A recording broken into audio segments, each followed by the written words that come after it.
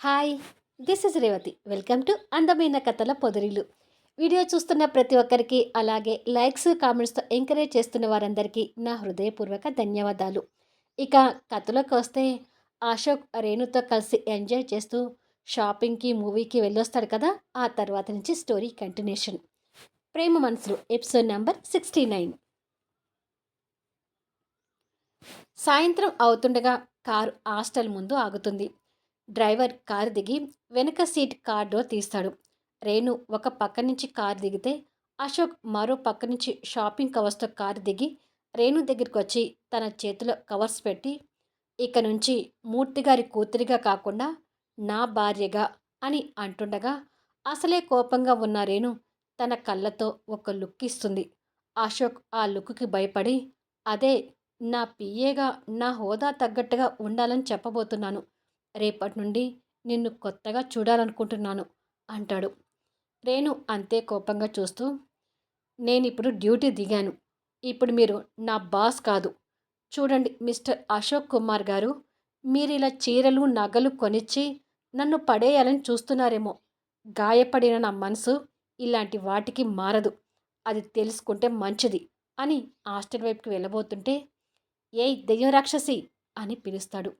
ఆ పిలుపుతో వెళ్ళబోయిన తన అడుగులు అక్కడికి ఆగిపోతాయి. 2 సంవత్సరాల తర్వాత అశోక్ నోటి వెంట ఆ పిలుపు వినగానే తన మనసు తనకు తెలియకుండానే స్పందించి, ముందుకు వెళ్ళబోయిన తను ఆగి సడన్గా వెనక్కి తిరిగి అశోక్ వైపు ట్రాన్స్గా చూసి కొన్ని క్షణాలకు తేరుకొని మళ్ళీ ఏమీ తెలియనట్టుగా ఉండిపోతుంది.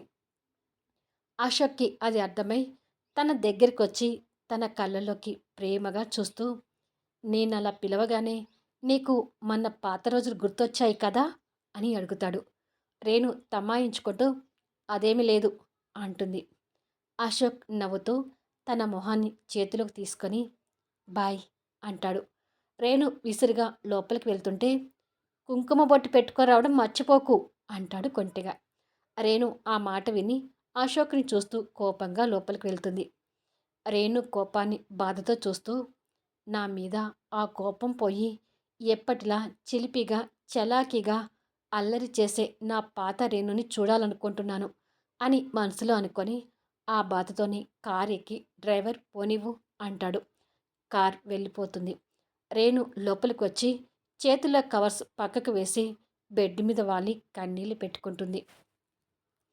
అదే సమయానికి వంశీ ఆఫీస్ నుంచి ఇంటికొచ్చేసరికి సోఫాలో నాయనమ్మ తాతయ్య మధ్యలో బుక్స్ పట్టుకొని కూర్చున్న పింకీ డాడీ అంటూ వంశీ దగ్గరికి వచ్చి హత్తుకుంటుంది. వంశీ నవ్వుతూ తన ఆఫీస్ బ్యాగ్ని పక్కకు పెట్టి, నా బంగారు తల్లి ఏం చేస్తుంది అంటూ పాపని ఎత్తుకొని ముద్దు పెట్టుకుంటాడు. పింకీ వచ్చి రాని మాటలతో ముద్దుగా మాట్లాడుతూ, నాయనమ్మ తాతయ్యతో నా హోంవర్క్ చేయిస్తున్నాను అంటుంది. నీ హోంవర్క్ నాయనమ్మ తాతయ్యతో చేయించడం తప్పు కదా.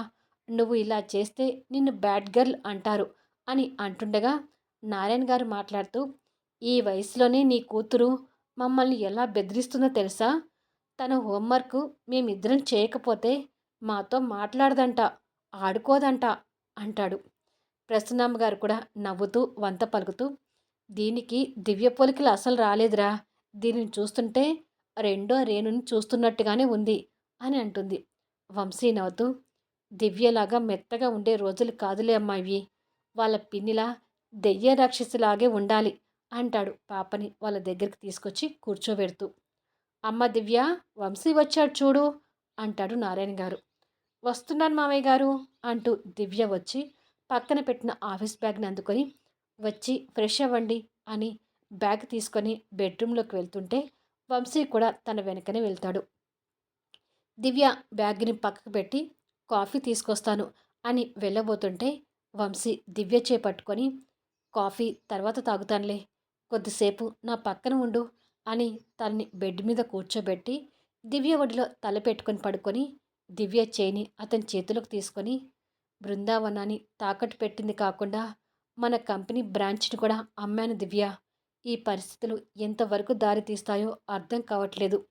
మన బృందావనం మనం తిరిగి దక్కించుకుంటామో లేదోనని భయంగా ఉంది అంటాడు. వంశీ మాటలకు దివ్య కూడా బాధపడుతూ, మీ బాధ నాకు అర్థమవుతుంది వంశీ గారు. మొదటి నుంచి డబ్బులో పుట్టి, డబ్బులో పెరిగిన మీరు ఇలాంటి పరిస్థితుల్ని తట్టుకోలేకపోతున్నారు. కానీ నమ్మకమే మన ధైర్యం వంశీ గారు. ఆ నమ్మకాన్ని ఎప్పుడు పోగొట్టుకోవద్దు. మీరు ఒకరికి ఎప్పుడూ అన్యాయం చేయలేదు. మీ మనసు చాలా మంచిది. మీ మంచితనమే మిమ్మల్ని గెలిపిస్తుంది. ఆ నమ్మకంతోనే ఉండండి అని అంటుంది. నీతో కాసేపు ఇలా మాట్లాడితే నాకు ఎక్కడలేని మనోధైర్యం వస్తుంది దివ్య అన్నట్టు రేణు ఈరోజు ఫోన్ చేసిందా? రెండో రోజు తన కొత్త ఆఫీస్ ఎలా ఉందంట అని అడుగుతాడు. ఇంకా చేయలేదు వంశీ గారు.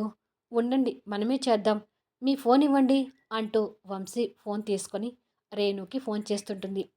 అసలే కోపంగా ఉన్న రేణు వాళ్ళ బావగారి ఫోన్ కాల్ చూడగానే ఇంకా కోపం తెచ్చుకుంటూ అసలు ఇదంతా బావగారి వలని, అసలు బావగారికి ఇదంతా తెలిసే నన్ను ఆ బ్రాంచ్కి పంపించుంటారు అని అనుకొని కోపంగా ఫోన్ లిఫ్ట్ చేసి మీరిప్పుడు నాకు ఎదురుగా ఉంటే మీరు బావగారిని కూడా చూడకుండా మిమ్మల్ని నా చేతులతోనే చంపేసేదాన్ని.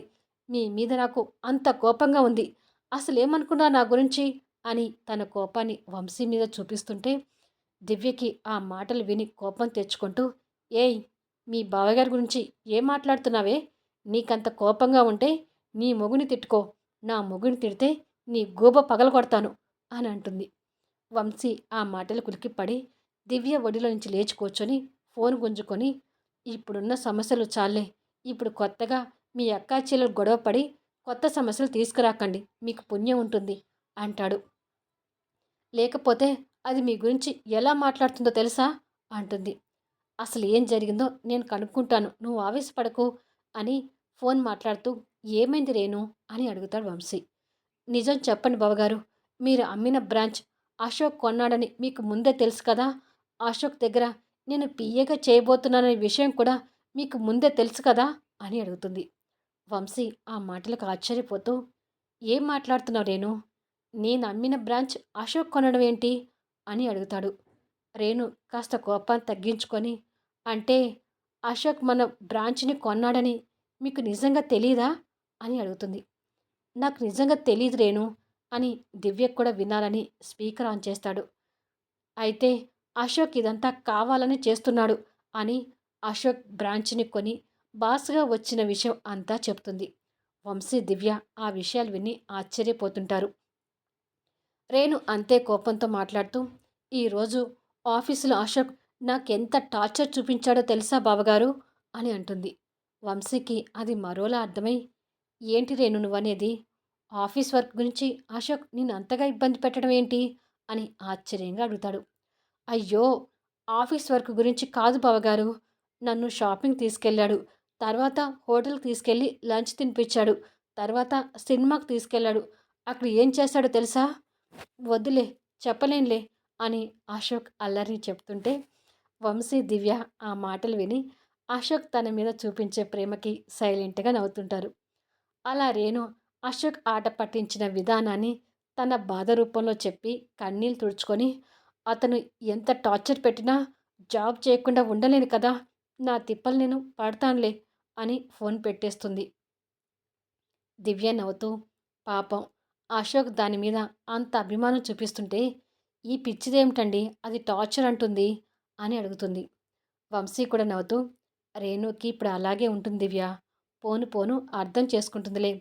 సో అశోక్ బాబు రేణుతో రొమాన్స్ చేశాడని అర్థమవుతుంది అని దివ్య బుగ్గలు లాగుతూ మనం కూడా రొమాన్స్ చేసుకుందామా అంటాడు.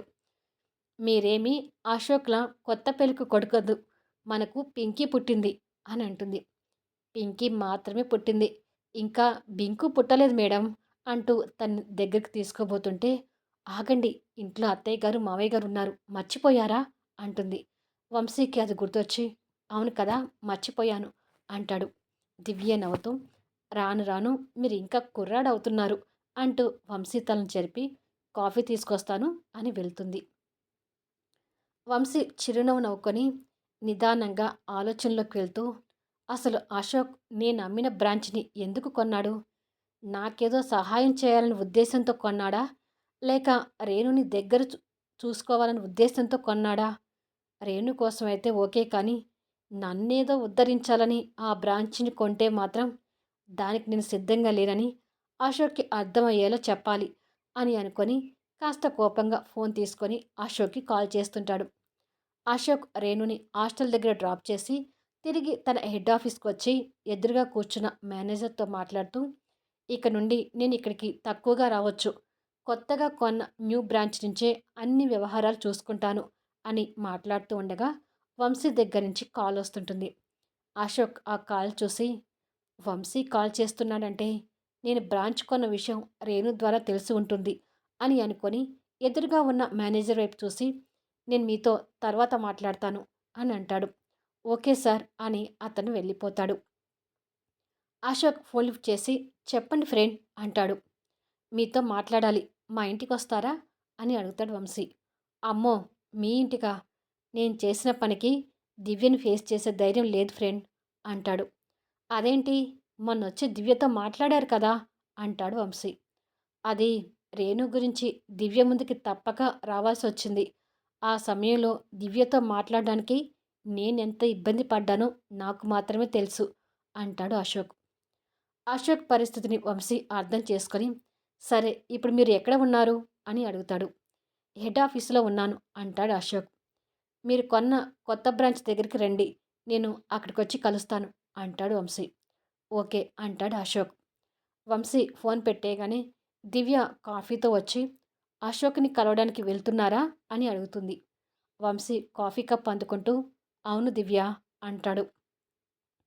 అశోక్ మన కోసమే ఆ బ్రాంచ్ని కొని ఉంటే అతని సహాయం మనకేమీ వద్దని, అతను మనల్ని ఉద్ధరించాల్సిన అవసరం ఏమీ లేదని గట్టిగా చెప్పండి వంశీ గారు అంటుంది అశోక్ మీద కోపంతో. వంశీ కాఫీ సిప్ చేసి, ఒకవేళ రేణు అక్కడ జాయిన్ అయిందని తెలిసి రేణు కోసం కొన్నాడేమో దివ్య. మనం ముందే తొందరపడకూడదు. ఏ ఉద్దేశంతో ఆ బ్రాంచ్ని కొన్నాడో తెలుసుకొని ఆ తర్వాత మాట్లాడతాను అంటాడు. సరే వంశీ గారు, మన కోసమే కొన్నాడని తెలిస్తే మాత్రం అస్సలు ఊరుకోకండి అని అంటుంది. వంశీ కాఫీ తాగడం పూర్తి చేసి ఖాళీ కప్ తనకి అందిస్తూ, అలాగే మేడం, మీ ఆత్మాభిమానం గురించి వేరే చెప్పాలా? ఆ విషయంలో మొగుడినైనా నన్నే 3 చెరువుల నీళ్లు, కాదు కాదు 3 కోట్ల చెరువుల నీళ్లు తాగించావు అంటాడు నవ్వుతూ. వంశీ మాట తిరిగి దివ్య నవ్వుతుంటే వంశీ దివ్య నుదుటిన ముద్దు పెట్టి, నేను వచ్చేసరికి లేట్ అవుతుందేమో, మీరందరూ తినేసి పడుకోండి అంటాడు. సరే వంశీ గారు, చీకటి పడుతుంది, డ్రైవింగ్ స్లోగా చేసుకుంటూ వెళ్ళండి అని అంటుంది. అలాగే దివ్య అని వంశీ బయలుదేరతాడు. దివ్య ఖాళీ కప్ పక్కకు పెట్టి ఆలోచిస్తూ, నేను మొదటి నుంచి మధ్యతరగతి కుటుంబంలో కష్టాలకు అలవాటు పడి పెరిగిన దాన్ని. కానీ వంశీ గారు అలా కాదు. డబ్బు లోటు గురించి, కష్టాల గురించి తెలియకుండా పెరిగారు. అందుకే వంశీ గారికి ఇలాంటి జీవితాన్ని గడపడానికి ఇబ్బంది పడుతున్నారు అని అనుకొని, స్వామి, మా కష్టాలు తీర్చి వంశీ గారు సంతోషంగా ఉండేటట్టు చూడు తండ్రి అని దేవుణ్ణి వేడుకుంటుంది. కొద్దిసేపటికి క్యాబిన్లో ఆఫీస్కి ఆఫీసులో ఎదురుగా అశోక్కి ఎదురుగా వంశీ కూర్చొని ఉంటాడు. మీరు ఆ బ్రాంచ్ని ఎవరి కోసం కొన్నారు? నా కోసం కొన్నారా, రేణు కోసం కొన్నారా అని అడుగుతాడు వంశీ. ఇక్కడ ఒక చిన్న మిస్టేక్ పడ్డది. అశోక్కి ఎదురుగా వంశీ కూర్చొని ఉంటాడనే దగ్గర ఆఫీస్కి ఎదురుగాని పడింది. దయచేసి ఆ వర్డ్ని కొంచెం ఇగ్నోర్ చేయండి. ఇకపోతే ఈ వీడియోపై మీ అభిప్రాయాలు తెలుపుతూ కామెంట్స్ ఇవ్వండి. అలాగే లైక్స్ ఇచ్చి ఎంకరేజ్ చేయండి. ఇక నేను వీడియోస్ లేట్గా ఇవ్వడానికి కారణం, నేను పర్సనల్గా చాలా బిజీగా ఉన్నాను. అయినా కూడా మీరు వెయిట్ చేస్తుంటారని అప్పటికప్పుడు రికార్డ్ చేసి ఇవ్వాల్సి వస్తుంది. కొంచెం అర్థం చేసుకోండి. మళ్ళీ నెక్స్ట్ ఎపిసోడ్లో కలుద్దాము.